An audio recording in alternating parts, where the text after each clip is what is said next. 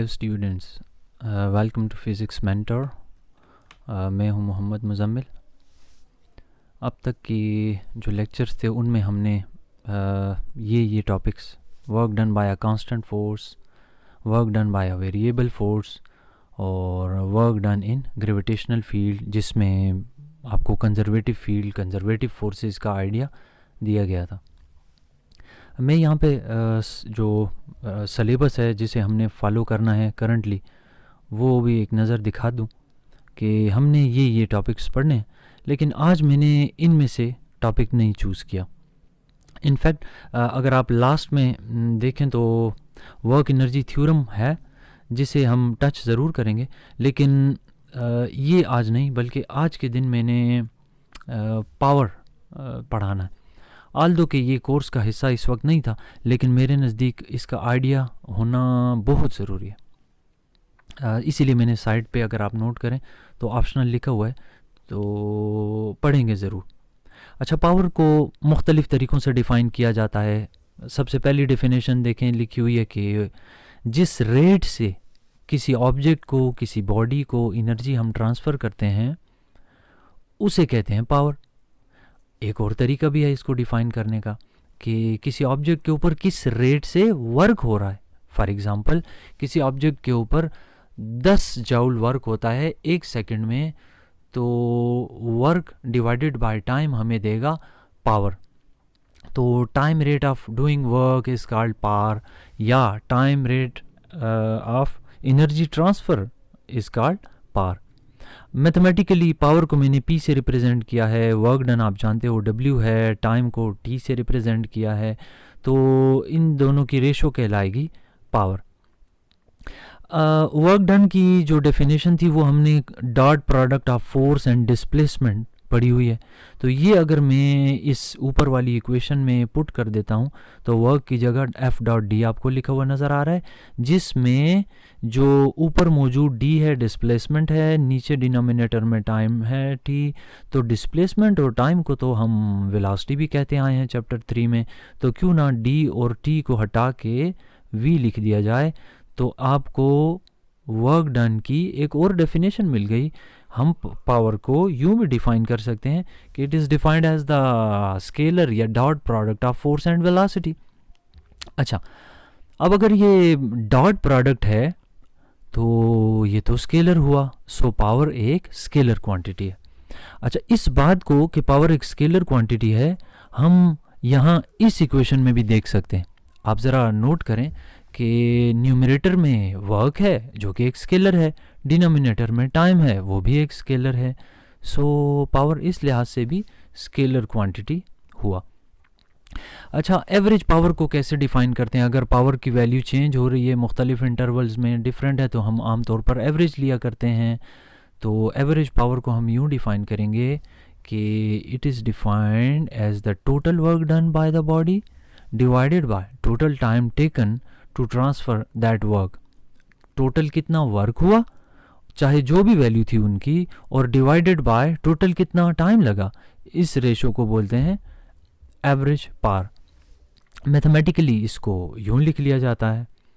और इसके अलावा इंस्टेंटेनियस पावर भी है। इंस्टेंटेनियस पावर का मतलब है कि किसी एक पार्टिकुलर इंटरवल के ऊपर पावर को डिफ़ाइन करना। तो एक पार्टिकुलर इंस्टेंट ऑफ टाइम के ऊपर जो वैल्यू ऑफ पावर होती है हम उसे कहते हैं इंस्टेंटेनियस पावर।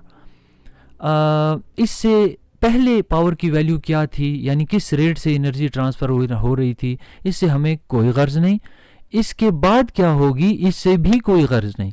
बस एक पार्टिकुलर मोमेंट के ऊपर किस रेट से एनर्जी ट्रांसफ़र हो रही थी, किस रेट से वर्क हो रहा था, इसको कहेंगे इंस्टेंटेनियस पावर।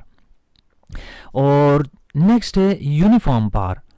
अच्छा, यूनिफॉर्म पावर बुक में तो मौजूद नहीं, लेकिन मैंने सोचा क्यों ना, ये बात तो हम चैप्टर 3 में पढ़ते आए हैं, average velocity, instantaneous velocity, uniform velocity. तो यूनिफॉर्म पावर अगर कोई पूछे तो इसका क्या मतलब होगा?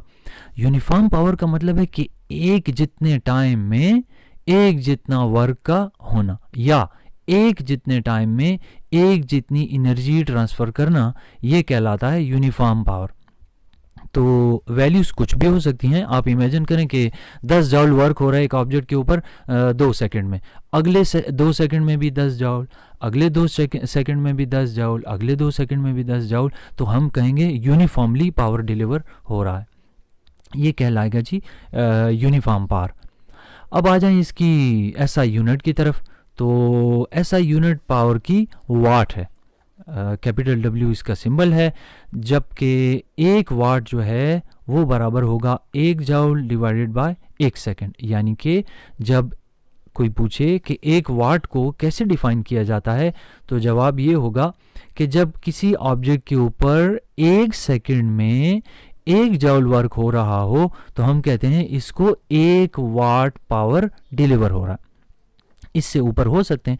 अच्छा, इंटरेस्टिंगली आप लोग कभी घर के बल्ब ख़रीदने गए होंगे तो, या ट्यूब लाइट वगैरह, तो दुकानदार आपसे हमेशा यही डिमांड करता है कि आपको कितने वाट बल्ब चाहिए या ट्यूब लाइट चाहिए। तो ये कॉमन लाइफ में इस्तेमाल होने वाला लफ्ज़ है, जबकि इसके मल्टीपल जो कि कमर्शियल लेवल पे ग्रिड स्टेशंस में इस्तेमाल होते हैं वो किलोवाट आवर्स भी हैं और मेगावाट्स भी हैं।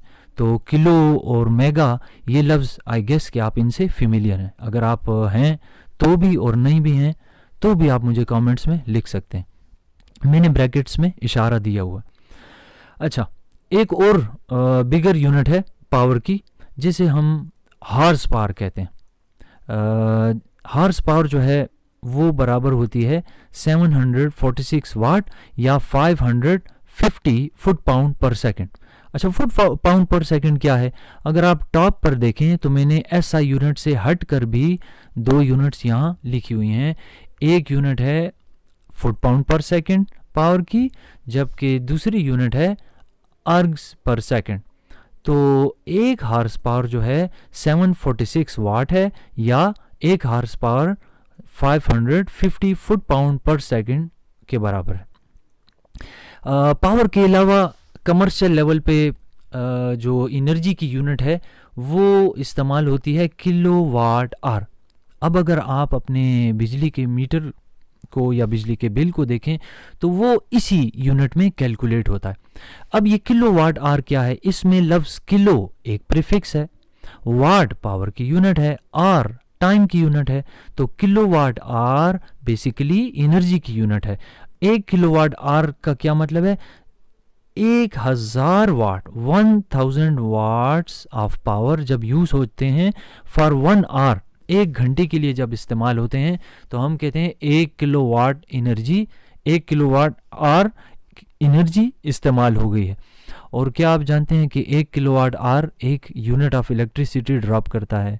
तो जब आप 1000 वाट का कोई आइटम अपने घर में इलेक्ट्रॉनिक अप्लायंस 1 घंटे इस्तेमाल करें तो आपके मीटर के ऊपर 1 यूनिट इंक्रीज हो जाएगा। ये बात आप चेक भी कर सकते हैं। तो इसी तरह ज़रा अपने टीवी सेट को ज़रा उल्टा कर देखें या उसकी मैनुअल को खोल कर देखें तो आपके टीवी सेट के ऊपर उसकी पावर कंजप्शन लिखी होगी। आपके टेक्स्ट बुक में 120 वाट दी हुई है।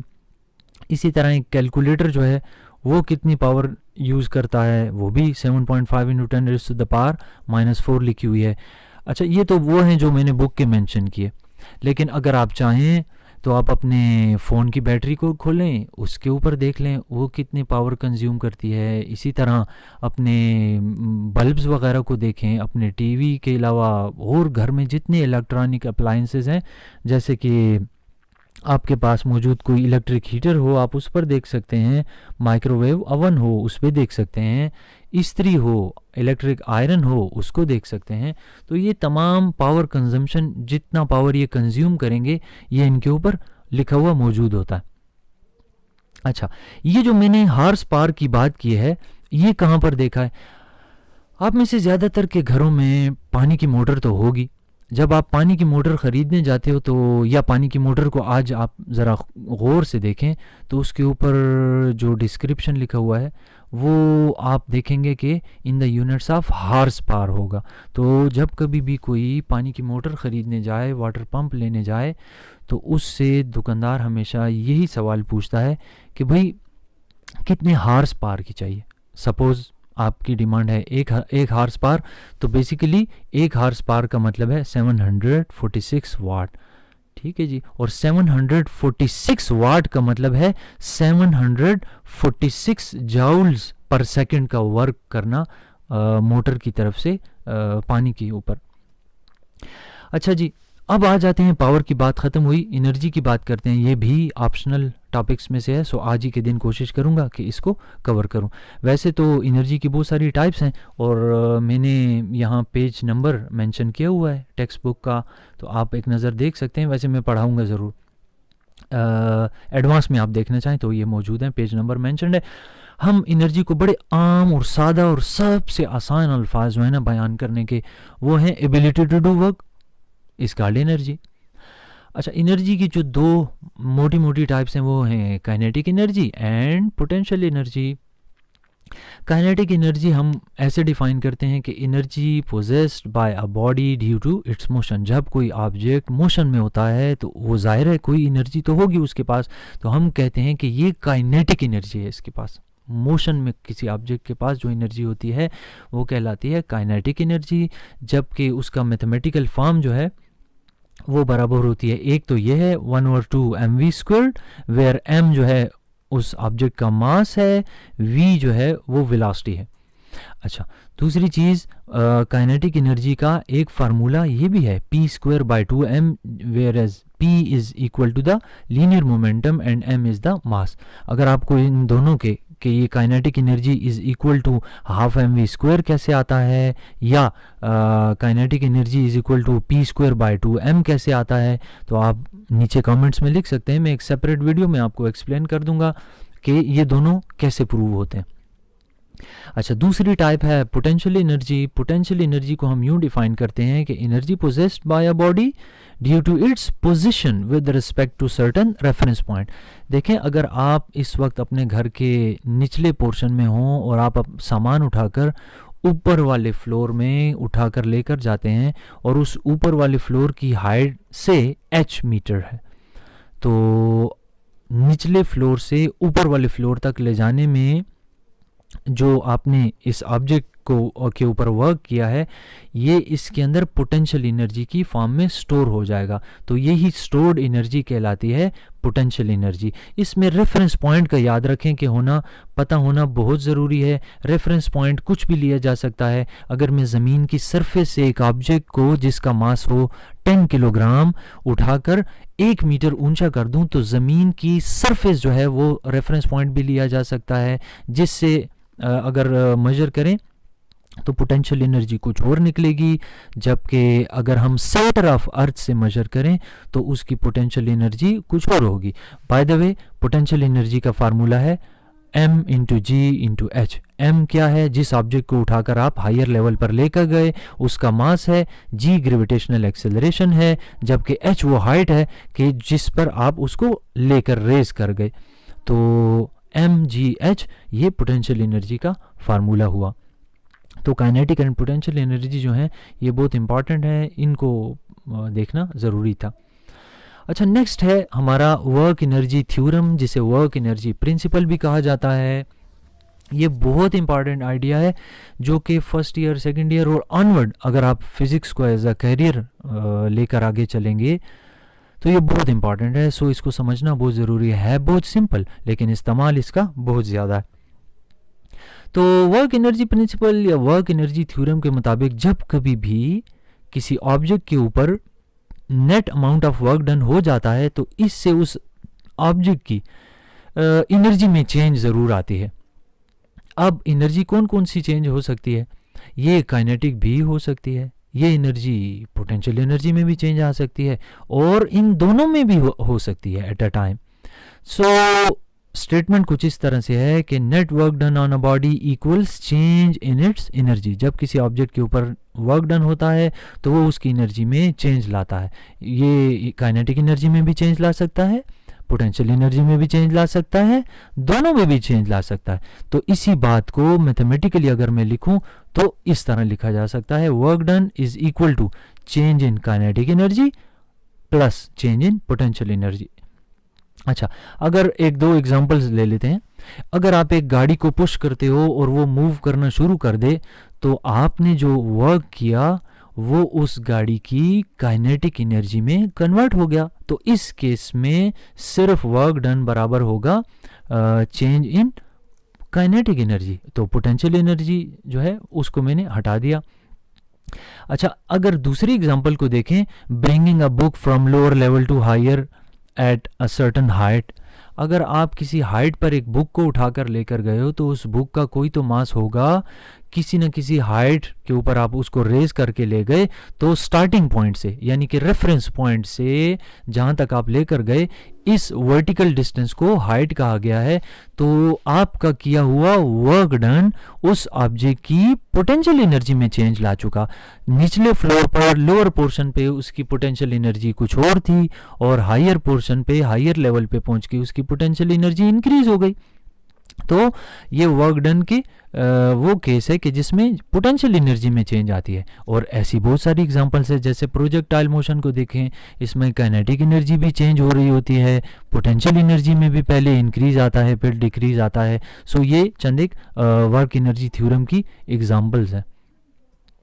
अच्छा, अब हमारे कोर्स का अब तक का पढ़ा हुआ हिस्सा जो था ना, वो हमारे कोर्स का नहीं था, लेकिन इम्पॉर्टेंट था, सो मैंने ज़रूरी समझा कि आपको ज़रूर आए सही, क्योंकि आप लोगों ने आगे एंट्री टेस्ट की तैयारी करनी है। अच्छा, हमारे सिलेबस का जो हिस्सा है अब ये है कि वर्क एनर्जी थ्योरम या वर्क एनर्जी प्रिंसिपल इन रेजिस्टिव मीडियम, यानी रेजिस्टेंस को काउंट में लेना है। जब कभी हम मूव करते हैं तो मोशन के अपोजिट हमेशा एक अपोजिंग फोर्स लगती है। इस अपोजिंग फोर्स को रेजिस्टिव फोर्स भी कहते हैं। तो पहले तो हम ज़रा सिंपल सा एक केस ले लेते हैं। वर्क एनर्जी थ्योरम का कुछ हिस्सा आपने अभी समझा है पिछली स्लाइड में, तो हम पहले तो विदाउट फ्रिक्शन ज़रा कंसिडर कर लेना, ताकि विद फ्रिक्शन हमें समझना आसान हो जाए। तो जब आपको विदाउट फ्रिक्शन समझ आ जाएगा तो होपफुली के विद फ्रिक्शन काफ़ी आसान हो जाएगा। तो तवज्जो दें जी, विदाउट फ्रिक्शन क्या है कि आप सबसे पहले तो एक वुडन ब्लॉक ले लें, उसके ऊपर आपने हैमर के साथ नेल लिया और उसके अंदर हैमर को इस्तेमाल करते हुए नेल को इंसर्ट करना है, कील को नेल को इंसर्ट करना है with the help of hammer wooden block में। तो सबसे पहले तो आप उस हैमर को एक ख़ास हाइट तक रेस करेंगे। तो हैमर का जो मास है, हैमर को जितनी हाइट तक रेस किया, तो आप नोट करें कि आपने वर्क डन किया। ये वर्क डन उस हैमर की पोटेंशियल एनर्जी में कन्वर्ट हो चुका होगा। तो कैसे कैलकुलेट किया जाएगा? Work done is equal to weight of the hammer multiplied by the distance covered by the hammer. जितना वर्टिकल डिस्टेंस ये हैमर ऊपर को उठाने के लिए आपने इसको कवर करवाया, ये जब मल्टीप्लाई करेंगे तो मुझे वर्क डन मिल जाएगा। वेट क्या है? वेट एक फोर्स है। तो हैमर का वेट जो है वो उसके वजन के बराबर होगा, यानी mg के बराबर। और अगर वर्टिकल हाइट जितना आपने उस हैमर को रेस किया है उसको अगर मैं h से रिप्रेजेंट कर दूं तो वर्क डन मेरे पास बराबर आता है wait of the hammer multiplied by the height, जो कि आप नोट करें तो mgh के बराबर आता है। तो हम इस बात को यूं भी कह सकते हैं कि work done is equal to gain in potential energy.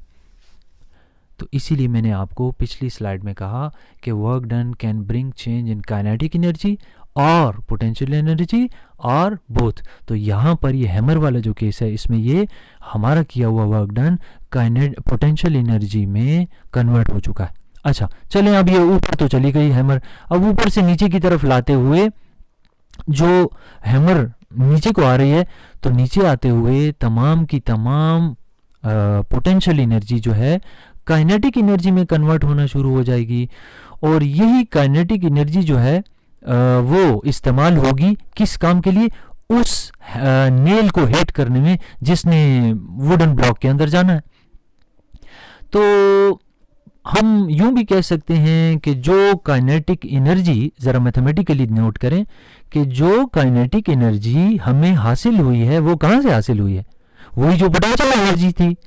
Potential energy उस हाईएस्ट लेवल पे थी, नीचे आते हुए काइनेटिक में कन्वर्ट होती रही और जो ही नेल को टच करने लगी तो तमाम की तमाम एनर्जी हमारे पास काइनेटिक में कन्वर्ट हो चुकी थी। अब ये काइनेटिक एनर्जी इस्तेमाल होगी to drive the nail into the wood. So mathematically आप नोट करें, काइनेटिक एनर्जी को मैंने हाफ mv² लिखा हुआ है और पोटेंशियल एनर्जी को mgh लिखा हुआ है। तो ये इक्वेशन जो है और ये वाली जो इक्वेशन है ये बहुत इंपॉर्टेंट कॉन्सेप्ट्स हैं, इनको ज़रूर याद रखिएगा। Kinetic energy gain is equal to potential energy loss. Potential energy नीचे आते हुए घट रही थी, लॉस हो रहा था, काइनेटिक एनर्जी में उतना ही गेन हो रहा था, लेकिन इसमें मैंने अभी तक रेजिस्टेंस का जिक्र नहीं किया। इंक्लूड करते हैं 1 मिनट के अंदर अंदर, अभी इंक्लूड करते हैं। तो मुझे उम्मीद है कि आपको कम से कम इतना हिस्सा ज़रूर समझ आया होगा, जो कि बहुत छोटी क्लासों से ही एनर्जीज का इंटर कन्वर्जन बताया जाता है। अच्छा, अब आ जाते हैं जी फ्रिक्शन को इंक्लूड करके क्या सूरत हाल होगी। देखें, यही जो इक्वेशन है ना जिसे मैंने एरो से रिप्रेजेंट किया है, इसी को मैंने किस अंदाज में लिखा है ये नोट करें कि काइनेटिक एनर्जी गेन है जो कि बराबर है पोटेंशियल एनर्जी लॉस के, लेकिन प्लस ये जो टर्म है ये इसमें मौजूद है। ये वाली टर्म जो है वर्क डन अगेंस्ट फ्रिक्शन है, ये टर्म मैंने इसमें इंक्लूड कर दिया। ये कैसे इंक्लूड किए? देखिए, इतना तो आपको मालूम है कि हमारे काइनेटिक एनर्जी जो है उसमें कन्वर्जन तो हो रही थी, ऊपर से हैमर तो नीचे को आ रहा था, तो इस हैमर को एयर की जो फोर्स है, जो हैमर डाउनवर्ड आ रहा था तो एयर की रेजिस्टिव फोर्स उसको ऊपर की तरफ अप्लाई हो रही थी, तो कुछ ना कुछ लॉस ज़रूर होता है पोटेंशियल एनर्जी का। तो वो लॉस जब मैं काइनेटिक एनर्जी में ऐड करूंगा तो मुझे टोटल पोटेंशियल एनर्जी मिलेगी। मैं इस बात को बहुत आसानी से एक नंबर की शक्ल में आपको समझा सकता हूं। देखिए, आप इमेजिन करें कि टॉप के ऊपर जब हैमर हाईएस्ट लेवल पे था तो उस वक्त टोटल एनर्जी जो थी यानी कि पोटेंशियल एनर्जी वो 100 जाउल थी। ठीक है, 100 जाउल जो थी, अब जो ही नेल तक पहुंचेगा, हैमर नीचे आ रहा है तो नेल तक पहुंचते पहुंचते आपकी काइनेटिक एनर्जी जो नेल को ट्रांसफर होगी वो 98 जाउल है। तो सवाल उठता है कि 2 जाउल कहाँ गई? जवाब ये है कि ये 2 जाउल एयर के फ्रिक्शनल फोर्स के अगेंस्ट इस्तेमाल हुई है, ज़ाया हुई है, डिसिपेट हुई है। तो इस इक्वेशन को फिर यूं लिखा जाता है, ये ऊपर से नीचे आते हुए यूं लिखा जाएगा। अब काइनेटिक एनर्जी की जगह मैंने हाफ mv² लिखा हुआ है, वर्क डन अगेंस्ट फ्रिक्शन की जगह मैंने वर्क है ना, तो वर्क बराबर होता है फोर्स F। ये स्मॉल f जो है ये मैंने साइड पर लिखा हुआ है कि ये किसको रिप्रेजेंट कर रहा है, फ्रिक्शनल फोर्स को रिप्रेजेंट कर रहा है स्मॉल f, और h वो वर्टिकल डिस्टेंस है जो ये हैमर कवर करके आई है, तो डिस्टेंस कवर्ड h है, resistive force of the air वो स्मॉल f है, फोर्स और डिस्प्लेसमेंट का प्रोडक्ट जो है हमें वर्क डन अगेंस्ट फ्रिक्शन देता है। तो ये लॉस वाला पार्ट जब हम काइनेटिक एनर्जी में ऐड करेंगे तो मुझे टोटल एनर्जी mgh मिल जाएगी। तो ये था जी ऊपर से नीचे आते हुए हालात। लेकिन यही सपोज कर लें कि यही अगर अपवर्ड मोशन के लिए डिस्कस करें, आप इमेजिन करें कि एक बॉल है जिसे आप फोर्स लगा के ऊपर की तरफ फेंक देते हो, तो आपने जो बॉल के ऊपर फोर्स लगाई है आपने वर्क डन किया है, जिसके नतीजे में ये ऊपर की तरफ डिस्प्लेसमेंट कवर कर रहा है। तो आपका किया हुआ वर्क डन काइनेटिक एनर्जी में कन्वर्ट हुआ, और जो जो ये बॉल ऊपर को जा रहा है तो काइनेटिक एनर्जी का लॉस हो रहा है, यानी काइनेटिक एनर्जी डिक्रीज हो रही है। लॉस और डिक्रीज में एक ही सेंस में इस्तेमाल कर रहा हूं इस वक्त। काइनेटिक एनर्जी का लॉस हो रहा है जबकि इसके नतीजे में पोटेंशियल एनर्जी में इजाफा हो रहा है, पोटेंशियल एनर्जी में इजाफा हो रहा है। और साथ साथ अगर हम फ्रिक्शनल फोर्स को भी काउंट में लें तो वो तो जो कि एक हकीकत है, तो work done against air resistance. अब अगर बाल ऊपर को जा रहा है तो frictional force of the air downward direction में एक्ट करेगी। इस frictional force of the air को ड्रैग फोर्स भी कहा जा सकता है। हम आगे ये लफ्ज़ ड्रैग फोर्स के नाम से इस्तेमाल करेंगे। तो अब अगर मैं इसकी इक्वेशन को लिखूं तो देखें, काइनेटिक एनर्जी की जगह हाफ mv² लिखा हुआ नजर आ रहा है, इक्वालिटी साइन के राइट साइड पे पोटेंशियल एनर्जी की जगह mgh लिखा हुआ नजर आ रहा है, और work done against friction F into H. Small f मैंने कहा कि ये फ्रिक्शनल फोर्स को रिप्रेजेंट कर रहा है, h वर्टिकल डिस्टेंस कवर्ड है। सो ये था वर्क एनर्जी थ्योरम। या जिसे वर्क एनर्जी प्रिंसिपल कहते हैं, जिसमें हमने वर्क डन का काइनेटिक एनर्जी में कन्वर्ट होना, पोटेंशियल एनर्जी में कन्वर्ट होना, आपस में इनका इंटर कन्वर्जन और उसमें लॉसेस को इंक्लूड किया। अच्छा, एक चीज़ और भी हमारी टेक्स्ट बुक में इस टाइटल से मेंशन्ड है, implications of energy losses in practical devices and efficiency. तो मैं इस तमाम बातों को मुख्तसर करके यूं बयान कर सकता हूं कि मैकेनिकल इनपुट किसे कहते हैं। मैकेनिकल इनपुट को मैंने शॉर्टकट में MI लिखा हुआ है, ठीक है।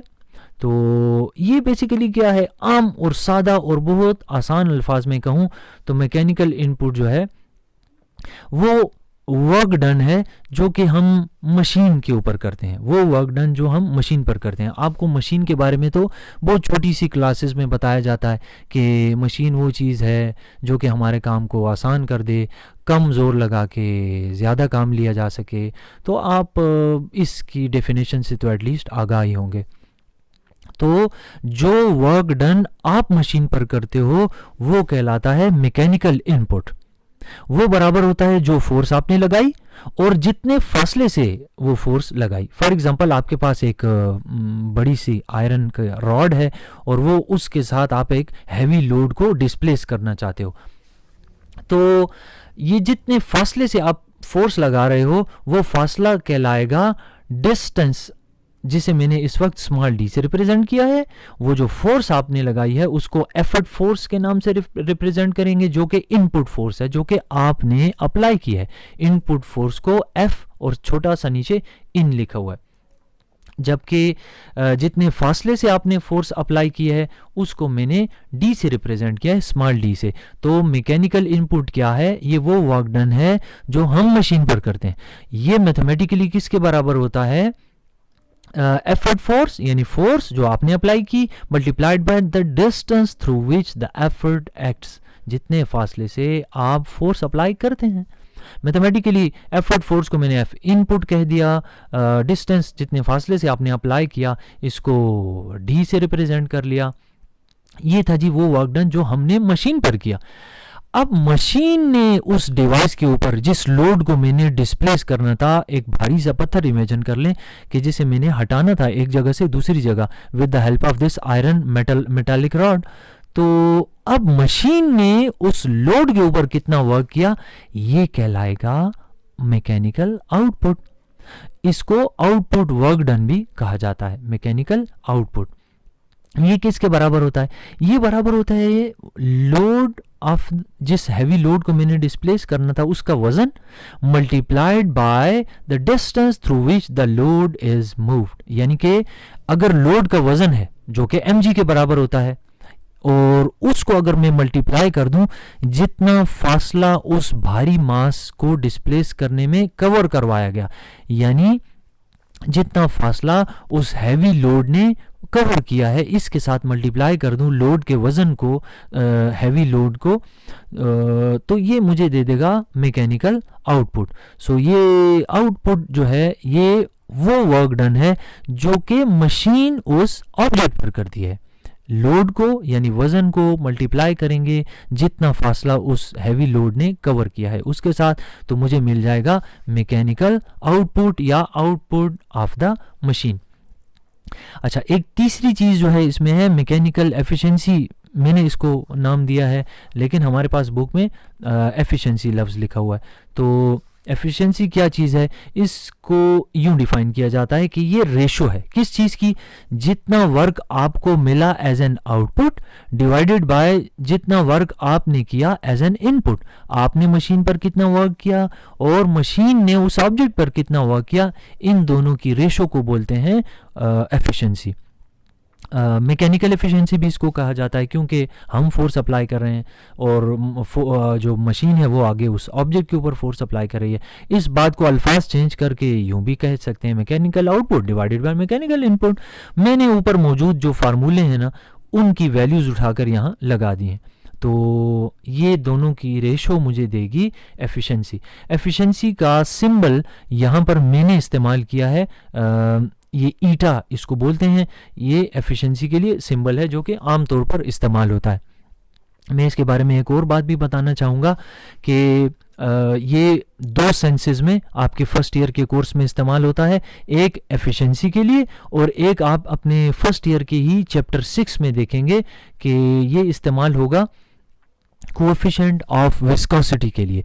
तो ये तो खैर चैप्टर 6 की बातें हैं, फ्लूइड डायनामिक्स जब हम पढ़ेंगे तब की बातें हैं, लेकिन फिल वक्त ये एफिशिएंसी के लिए इस्तेमाल हो रहा है। तो एफिशिएंसी क्या चीज़ है? Output work divided by input work done. अच्छा, इस एफिशिएंसी को आप नोट करेंगे कि ये हमारे पास एक फ्रिक्शन फॉर्म में आ जाती है। सो फ्रिक्शन में समझने से अच्छा है हम इसको परसेंटेज में कन्वर्ट कर लें। तो यही आउटपुट डिवाइडेड बाय इनपुट जो है, इसको अगर मैं 100 से मल्टीप्लाई कर लूँ तो 100% से मल्टीप्लाई करते ही मुझे ये परसेंटेज में एफिशिएंसी मिल जाती है और ये ज़्यादा अच्छी तरह से समझी जा सकती है। रेड कलर से मैंने एफिशिएंसी को इसीलिए रिप्रेजेंट किया कि फर्स्ट ईयर में और सेकंड ईयर में दोनों में ये आएगा और ये दो सेंसेस में इस्तेमाल होता है। ज़्यादातर ये एफिशिएंसी के लिए, एक बार आप इस्तेमाल करेंगे फ्लूइड डायनामिक्स के चैप्टर में इसको कोएफिशिएंट ऑफ विस्कोसिटी के लिए। अच्छा, मैं यहाँ अपना लेक्चर ख़त्म करने से पहले आपसे एक सवाल पूछना चाहूँगा और कमेंट सेक्शन में आपने इसका जवाब लिखना है। जितने मेरे स्टूडेंट्स हैं उन्होंने तो अपना साथ रोल नंबर भी लिखना है ताकि मुझे पता चले कि कौन कौन मेरे लेक्चर को फुली सुन रहा है। सवाल ये है कि engine of a car develops a thrust of 74.6 newton, how much power it produces at a velocity of 20 metre per second. याद रखिएगा कि एक गाड़ी है, वो उसका इंजन है जो कि 74.6 न्यूटन की थ्रस्ट अप्लाई कर रहा है, उस गाड़ी के ऊपर अप्लाई कर रहा है, उसके नतीजे में गाड़ी मूव करेगी। अच्छा, अब ये पूछता है सवाल में कि अगर गाड़ी 20 मीटर पर सेकंड की स्पीड से जा रही हो तो उस वक्त इंजन जो है गाड़ी को कितनी पावर ट्रांसफ़र कर रहा होगा। तो आपने यहाँ मौजूद 3 ऑप्शंस में से एक ऑप्शन सिलेक्ट करना है जो कि राइट ऑप्शन होगा। हो सकता है कि चारों गलत हों, तो उसके लिए नन भी मैंने लिखा हुआ है। याद रखिएगा कि मेरे दिए हुए जो सवालात हैं उसमें आपको कैलकुलेटर इस्तेमाल नहीं करना। मैं आपको इस चीज़ की प्रैक्टिस हमेशा से देता आया हूँ कि कैलकुलेटर के बग़ैर करने की आदत डालें और यकीन करें अगर आपसे सॉल्व हो गया तो बड़ी अच्छी बात है, अगर ना हुआ तो मैं इसका सलूशन आपको एक अलग सेपरेट वीडियो की शक्ल में बना कर दे दूँगा। हमारी एक लेक्चर सीरीज़ शुरू होगी जिसमें आपके क्वेश्चंस ऑन डिमांड भी डील किए जाएंगे और इसके अलावा एंट्री टेस्ट के लिए मुख्तलिफ़ कॉलेजेस के लिए, यूनिवर्सिटीज़ के लिए जो आप टेस्ट में अपीयर होंगे तो मल्टीपल चॉइसेस जो हैं उनको अटेम्प्ट करने का तरीका भी डिस्कस किया जाएगा। एंट्री टेस्ट की ट्रेनिंग के लिए भी मैं सेपरेट वीडियोस बनाऊंगा। MCQs की सीरीज़ में अनकरीब शुरू करने वाला हूँ इसी चैनल फिज़िक्स मेंटोर के ऊपर। अच्छा, आपने कैलकुलेटर इस्तेमाल बिल्कुल भी नहीं करना। मैं आपको बस सिर्फ एक हिंट दूंगा और वही हिंट आपके लिए हेल्पफुल साबित होगा कि अगर आपने वाट से कन्वर्ट करना है हार्स पावर में तो आप डिवाइड बाय 746 करेंगे, ठीक है। और अगर हार्स पावर से आपने अगर कन्वर्ट करना है वाट्स में तो मल्टीप्लाई बाय 746 करेंगे। ये है जी कन्वर्जन फैक्टर। मैंने आपको कन्वर्जन फैक्टर प्रोवाइड कर दिया। अब आपने जो काम करना है वो ये है कि इसका करेक्ट ऑप्शन मुझे कमेंट सेक्शन में अपलोड करके बताना है। तो चलें जी, यहाँ पर अपने इस लेक्चर को ख़त्म करता हूँ। मिलते हैं जी नेक्स्ट टॉपिक के साथ। हमारा नेक्स्ट टॉपिक होगा, बड़ा डिटेल्ड टॉपिक है, एब्सोल्यूट पोटेंशियल एनर्जी।